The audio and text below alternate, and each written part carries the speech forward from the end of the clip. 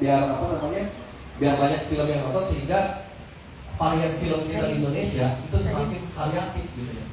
Makin banyak, nggak malam lagi, nggak gelap lagi, nggak serem lagi gitu doang. Jadi sebenarnya tujuannya itu karena kami hadir dengan memakai untuk tanya. Dan alhamdulillah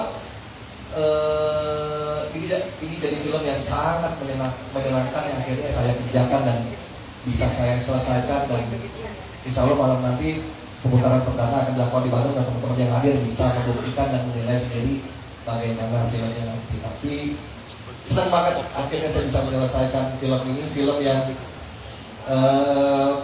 buat saya paling saya senang. Kenapa tuh Pak?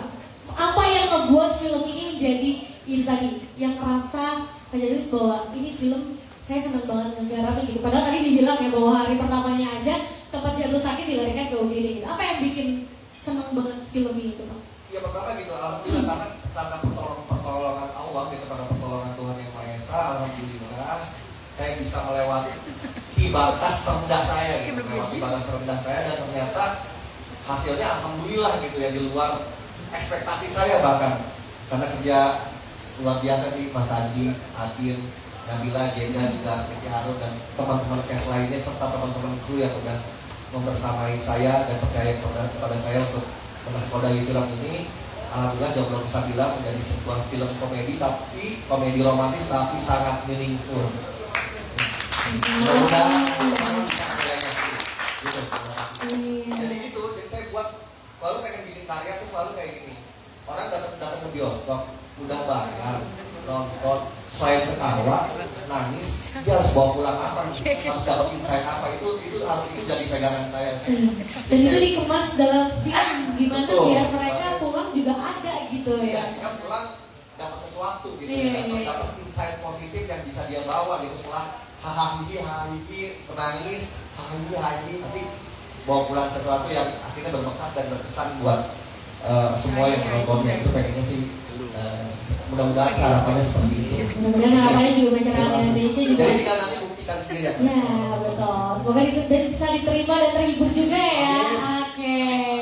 Keren, luar biasa. Sekali lagi boleh teman-teman kita bertepuk tangan untuk Alkes, kru dan juga seragam Jomblo Fisabilillah. Tapi sorry Pak Justice, ini adalah film keberapa yang Bapak Gerak? Kelima, ini film kelima. Film kelima ya. Oke, luar biasa, film kelima, dan di film kelima ini bahkan ya. Ini film kelima, film pertama itu 212 The Power of Love. Ada film saya berjudul Haya 1 dan Haya 2 itu ada di Maxstream. Setelah turun bioskop sekarang masuk tayang di Maxstream, bisa ditonton. Dan di Netflix ada film saya yang berjudul 100% Halal. Jadi ini film saya juga bersama teman-teman yang luar biasa ini. Sebenarnya bersama kita juga main. Ada juga ya.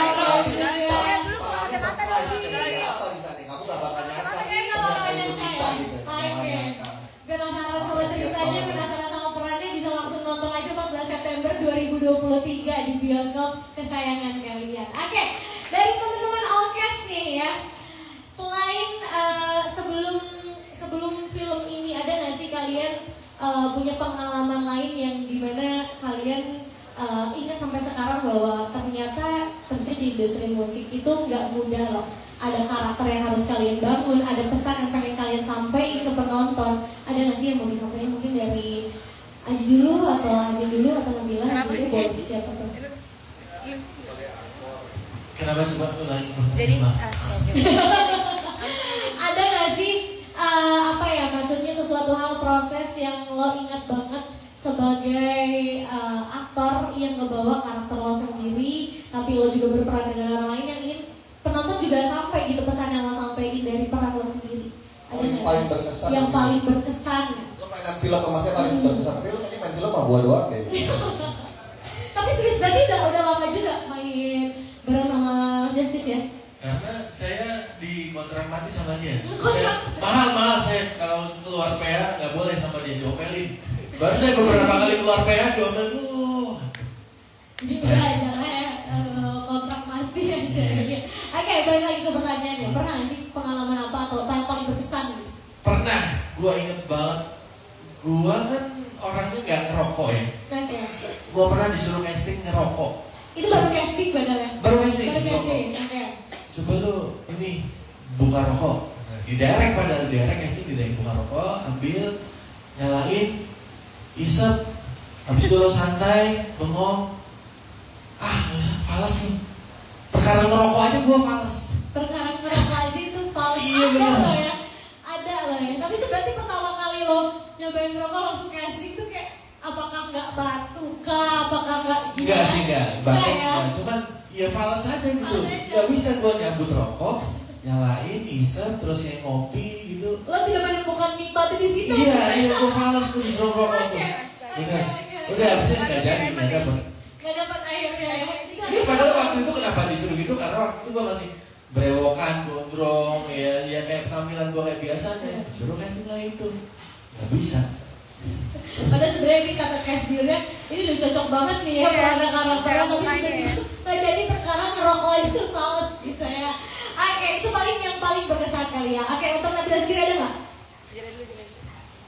Boleh. Dari sini sendiri kan tadi juga sempat disebut film pertamanya ya. Jadi pasti iya pengalaman banget. Apa hal yang bikin Zeda buat ini pengalaman yang luar biasa di film pertamanya Zeda? Pengalamannya itu adalah aku harus keluar dari sisi aku sebenarnya karena itu menurut aku agak susah. Terus di satu sisi aku juga pernah kayak casting yang harus nangis. Dan menurut aku tuh kayak nangis itu tuh susah banget. Air mata nggak keluar, yang ada kayak ingus yang keluar. Jadi susah banget, aku nggak bisa sih. Padahal tiap malam overthinking ya. Bukan Padahal nggak tiap bisa, belum bisa. Belum bisa mungkin ya, karena baru kali ini. Dibikin nangis sama Mas Justice bisa loh. Iya sih harusnya. Padahal tiap malam overthinking loh ya kadang. Nggak nangis dia lagi. Tapi ya jangan gitu. Pengalaman saya tuh sama Jeda, karena Jeda ini kan feminim banget ya. Dia Iya. paling memperhatikan penampilan, saya tahu banget gitu.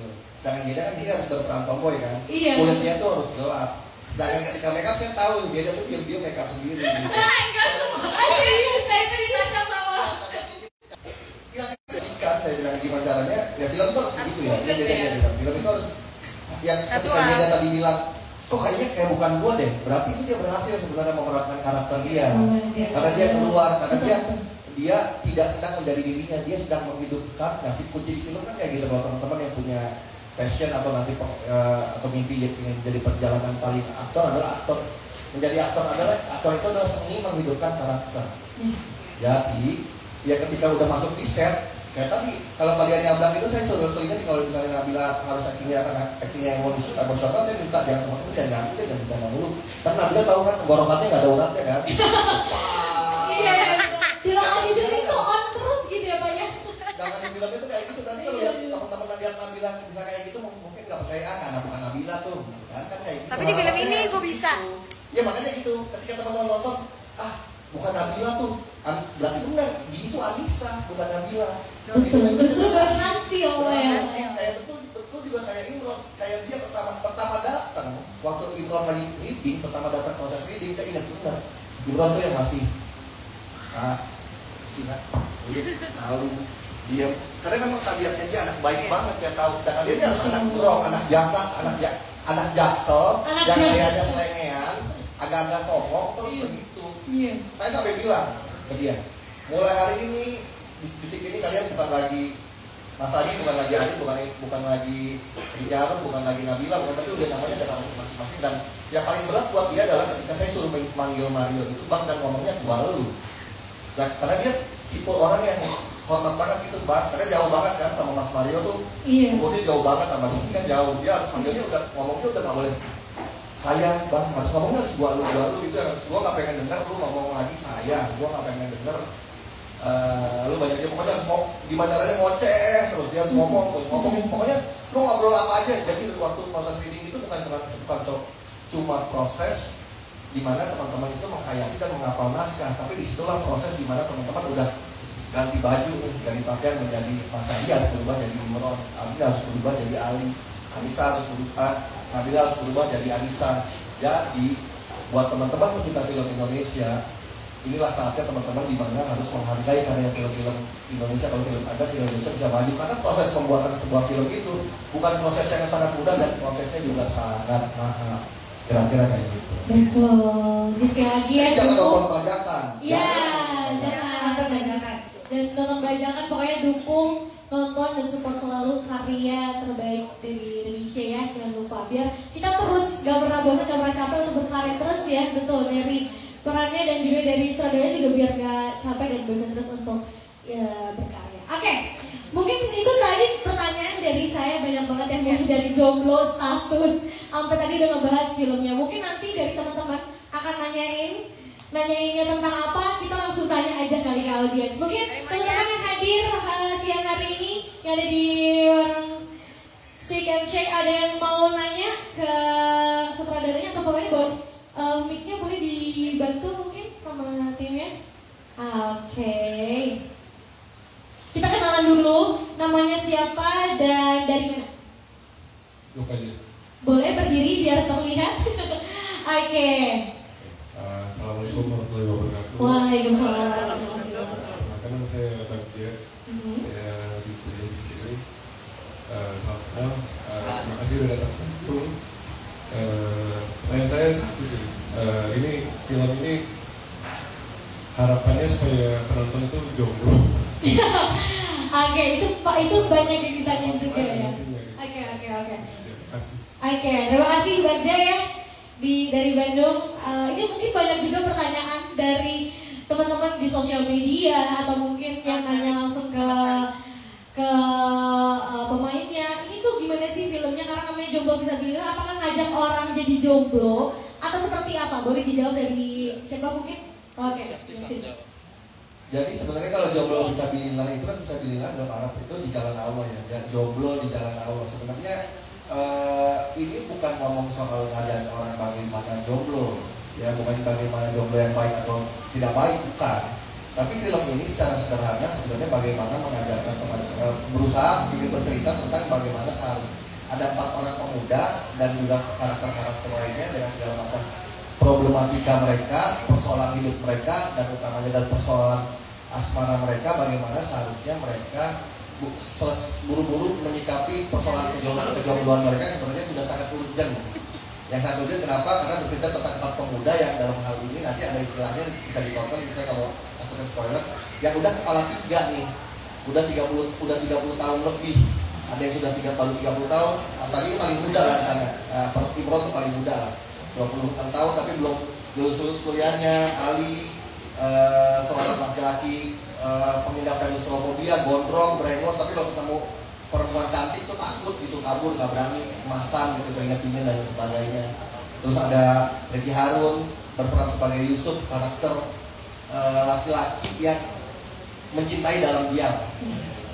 Jadi layarnya tuh banyak tuh. Dia ada tipe yang dia cinta nggak menunggu waktu yang bersabar, menunggu waktu yang tepat untuk menyatakan perasaannya, bahkan sampai akhirnya wanita itu harus mengarungi perjalanan yang panjang sampai akhirnya bisa perasaan dia itu pada akhirnya berani dan mengungkapkan. Juga ada karakter Mario yang paling tua yang sudah hampir 3 kali hampir menikah tapi gagal terus.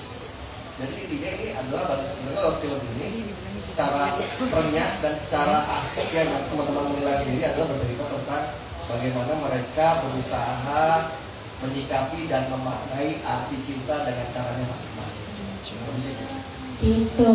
Jadi sebenarnya nggak nyeritain tentang bagaimana nih jomblo tuh ternyata lebih baik dari nggak kayak gitu. Jadi memang ini tentang persahabatan yang bagaimana mereka melewati masa kesendirian dengan caranya masing-masing gitu lah ya. Terjawab sudah Bagja? Oke, keren. Oke, ada lagi mungkin teman-teman yang mau nanya, boleh perempuan sekarang ya. Oke, selamat malam Pak Wadimanya, tanya aja ya. Assalamualaikum warahmatullahi wabarakatuh. Waalaikumsalam warahmatullahi wabarakatuh. Dari Ketawa tadi kita ketemu karena bilang Agnesis di studio. Untuk kesempatan kali ini saya ingin bertanya, tadi kan judulnya Jomblo Visabilillah. Betul. Apakah misal dari Bang Desi sebagai direktur atau teman-teman juga sebagai aktor itu ada dalam tanda kutip pembiasaan yang dihadirkan selama syuting itu agar ya film ini terasa begitu vibes Visabilillah itu seperti apa? Oke, terima kasih untuk pertanyaannya. Boleh siapa mungkin yang mau jawab? Boleh? Oke, Pak Desi sendiri yang akan bantu jawab ya. Pertama adalah yang saya lakukan ketika saya ngebangun bagaimana caranya sebenarnya bukan hanya ngebangun vibes, tapi gimana caranya kita bisa sama-sama satu frekuensi dan bisa film ini punya ruh yang sama gitu ketika nanti jadi film tuh kuat. Nah, itulah kenapa akhirnya saya memilih Mas Haji, Ricky Harun, terus juga Adin Abdul Hakim dan juga Mario Indonesia yang sama-sama sebenarnya dua orang sudah menikah tapi punya komitmen sekian yang luar biasa sama istri-istrinya. Mereka sayang betul. Ricky Harun menjadi orang yang sangat luar biasa. Nah, ketika dia harus mengalami peran kayak gitu tuh pasti insya Allah akan bisa menghidupkan karakter Papa yang saya kian itu dengan cepat dan tepat. Begitu juga dengan karakter-karakter yang lain. Selain itu di suasana di syuting saya selalu mengingatkan teman-teman bahwa tentang tujuan dari pembuatan film ini, bahwa kita pengen menghibur, kita pengen ngadilin karya yang berkualitas, tapi kita juga ingin menghadirkan karya yang punya nilai. Sehingga saya berharap sama teman-teman untuk punya energi lebih, semangat lebih, tidak melihat ini sebagai kerja semata atau proyek semata, tapi ada nilai lebih dari penciptaan karya dari proyek karya ini. Kurang lebih sih kayak gitu. Dari teman-teman yang lain mungkin bisa menambah. Ini kayak ini kan. Jangan gue nggak sanggup. Bener-bener Mas Justice itu. Anissa. Oh, Anissa. Dan ceritain kenapa senang dapat film. Oke, aku cerita kenapa senang banget ya bisa memainkan film Jodoh Bisa Bila ini Kak ya. Dan tadi pertanyaan apa sih Kak? Awas namanya itu. Kenapa itu akhirnya mendapat vibes dan sehingga akhirnya bisa sesuai dengan tujuan kita film Jodoh. Jadi kalau aku sendiri ya, kan aku April udah 2 tahun pakai hijab ya Kak ya. Dan 2 tahun itu tuh jadi sebenarnya setahun lalu sih aku belum pernah mendapatkan tawaran film tuh yang dan religi juga ya, maksudnya yang memang yang backgroundnya tuh seperti apa yang aku mau lah. Karena kebanyakan horor yang tawarin ke Nabila gitu, atau film romantis tapi memang mungkin PH-nya atau sutradaranya belum tahu kalau udah berhijab gitu. Sampai suatu waktu tuh aku berdoa gitu ya Allah, berikan aku film yang sesuai dengan aku saat ini gitu. Tapi mungkin aku doanya kurang detail gitu kan. Iya, jadi Allah benar-benar ngasih film yang aku sesuai dengan aku yang berhijab, tapi sampai ke statusnya benar-benar jomblo. Jadi judulnya pun juga jomblo gitu ya, alhamdulillah gitu. Tapi ya aku bersyukur sih kayak pas tiba-tiba Kak Justice ngechat kayak Nabila nih ada film Jodoh Bisa Bila. Terus aku awalnya kayak kaget karena aku udah 5 tahun gak main film dan juga gitu kan. Apalagi ini film pertama aku berhijab lah, jadi banyak ketakutan, banyak nggak pedenya gitu. Apa aku masih bisa acting ya? Aku sampai kayak bertanya-tanya sama diri sendiri gitu. Jadi senang banget dan alhamdulillah ternyata ketika aku berhijrah sih, maksudnya ketika aku ingin lebih baik, Allah tuh mengirimkan orang-orang yang sefrekuensi sama aku. Dan ini kan film ini benar-benar dari produser, sutradara, semua pemain-pemainnya juga kita sefrekuensi gitu, emang punya visi-misi yang sama untuk kebaikan gitu, untuk memajukan film Indonesia itu supaya ada film-film yang memang film yang lebih baik lagi lah, artinya film yang positif gitu loh. Jadi aku pas memainkan film ini tuh bersyukur banget, benar-benar kayak senang banget lah gitu ya, nggak nyangka banget sih. Doanya jadi benar-benar langsung dikabulin ya Bil. Dan aku juga berharap sih semoga banyak yang nonton ya, karena film ini juga insya Allah cocok banget untuk anak-anak muda gitu ya, supaya juga lebih bermanfaat, supaya kalian juga bisa ngambil hikmahnya juga dari cerita film ini. Siapa tahu kan juga dapat pahalanya juga gitu. Betul. Karena seperti Kak Justice bilang nggak sih Kak, kayak Kak Justice kan buat film Haya 1 tuh, dan itu kan kalau nggak salah sampai berapa Kak? 2,7 M ya?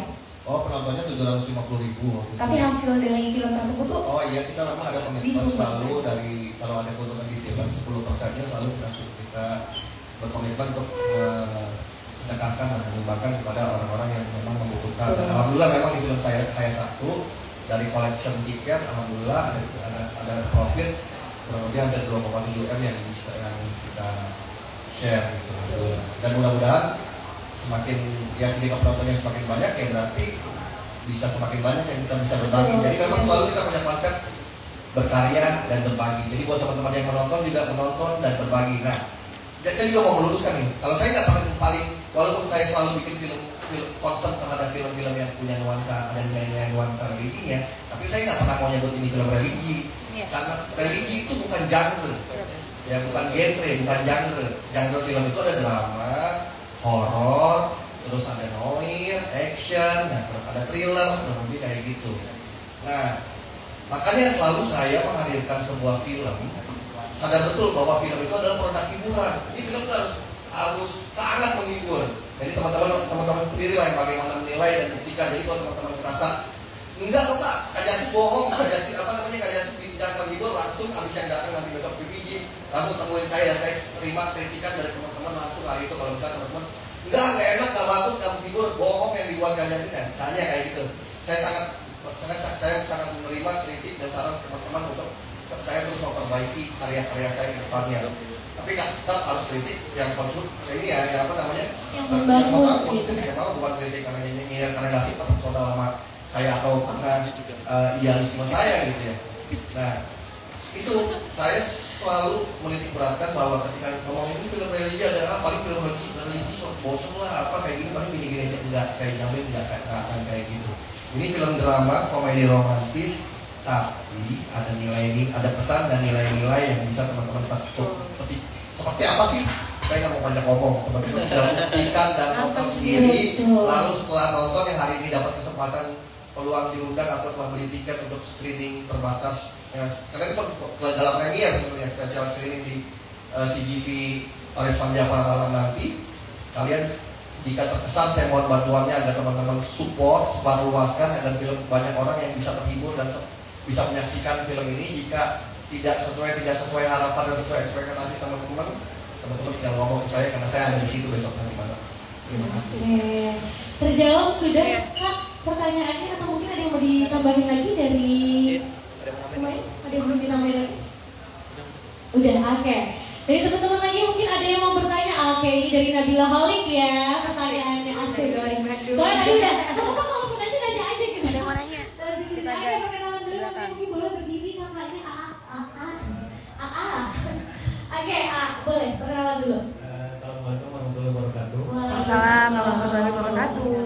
Perkenalkan, nama saya Ali dari Bandung. Mau nanya ke Pak Sutradara. Kalau dari apa ya? Karena kan sutradara pasti mengidolakan sutradara lagi. Gitu. Sutradara siapa yang jadi idolanya? Gitu. Terus apa ya? Apa yang membuat mengidolakan sutradara itu dan apa yang pengen dicontoh gitu dari sutradara itu? Mungkin dari sutradara dalam negeri sama luar negeri. Oke, siapa sih yang paling menginfluence Mas Justice sampai saat ini membuat karya terus-menerus? Siapa sih yang menginfluence Mas Justice dalam membuat karya sebagai sutradara? Mungkin itu nanti pertanyaan. Oke, buat siapa yang menjawab? Iya, kalau dari luar negeri saya salah satunya mengidolakan karya-karyanya Christopher Nolan. Kenapa pertanyaannya Christopher Nolan? Karena pertama, Christopher Nolan juga punya prinsip, dia harus merdeka dalam berkarya. Dia hanya mau bikin film menurut dia apa yang penting dan menurut dia ingin bikin. Cuma saya belum bisa bikin karya sebesar dia karena biayanya juga pasti kan luar biasa, namanya juga Hollywood ya kan. Tapi ada kesamaan soal prinsip dan itu yang saya idolakan dari karya-karyanya Christopher Nolan. Kalau di Indonesia saya mengidolakannya Mas Riri Riza. Sama sederhana juga karena dia hanya bikin film sesuai yang dia mau. Makanya kita bisa lihat karya-karyanya Mas Riri Riza selalu berkualitas gitu, karena juga dia sangat selektif dan memilih atas karya-karya film-film yang ingin dia buat. Juga ada yang buat ketika kita bertasbih itu Haji Hairul Umam rahimahullah, itu juga yang menjadi fondasi saya. Maksudnya menjadi ini lagi idola saya juga cuan dikatakan bahwa ketika bicara ngomongin romantisme dalam film, kalau kita terlalu banyak isu di film-film luar, film-film Hollywood, kalau kita mau nggambarin romantisme atau seks film, pasti selalu harus kontak fisik kan, kissing lah, gimana atau begitulah. Padahal menggambarkan tentang romantisme dalam film itu banyak cara gitu. Ngomongin soal mau bikin orang baper dalam film itu nggak harus dengan pegangan, maksudnya harus dengan kissing, ciuman dan banyak cara. Salah satunya teman-teman bisa nonton di film Jomblo Bisa Dirilah, dapatkan nanti baper dari flirting atau hubungan karakter yang dibangun di film, adegan-adegan yang dibangun dalam hubungan di film Jomblo Bisa Dirilah ini ya. Di Malaysia saya mengidolakan Samsul Yusuf, itu juga sama. Kalau lihat dia nonton film-filmnya dia selalu, bahkan beberapa filmnya dia yang box office, dia tidak pernah menggunakan aktor atau artis yang cantik. Jadi balik lagi, tidak bahwa film yang sukses itu harus dominasi perempuan-perempuan cantik, jual tampang dan sebagainya. Dia lebih menekankan pada kualitas acting dan lain sebagainya.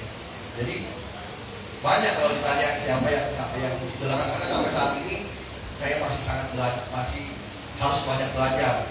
Karena dalam proses berkarya itu belajarnya seumur hidup gitu. Karena perkembangan zaman berubah, teknologi berubah, selera orang menonton juga berubah. Jadi saya harus beradaptasi itu dalam semua itu sehingga saya bisa terus, mudah-mudahan bisa terus melahirkan karya yang tepat sasaran dan disukai banyak orang. Karena pada akhirnya ketika kita bikin karya sebagus apapun, tapi kalau itu bagus belum kita doang gitu ya, tanpa memikirkan kalian sebagai penonton, itu kan nggak salah gitu.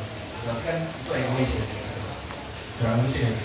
Ya, yang terjawab AA Ali ya. Kalau orang Bandung nyebut AA. Kamu juga dari tadi kamu juga mengidolakan karya-karyanya Christopher Nolan ya. Film apa yang paling kamu sukai? Oke, terima kasih Ali untuk pertanyaannya. Mungkin ada lagi teman-teman yang mau bertanya? Oke, boleh. Boleh dibantu namanya siapa dan dari mana? Cukup. Oke. Assalamualaikum warahmatullahi wabarakatuh. Waalaikumsalam warahmatullahi wabarakatuh. Sebelumnya kenalin, nama aku Lagi.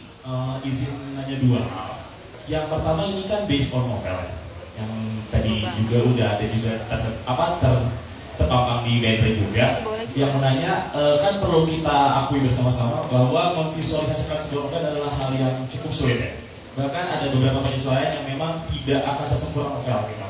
Nah, bagaimana caranya dari Mas Justice sendiri untuk memvisualisasikan novel yang ada ini untuk menjadi sebuah film tanpa menghilangkan esensi dari novel tersebut? Itu pertanyaan pertamanya. Untuk pertanyaan keduanya kepada kakak Kes, saya izin tanya.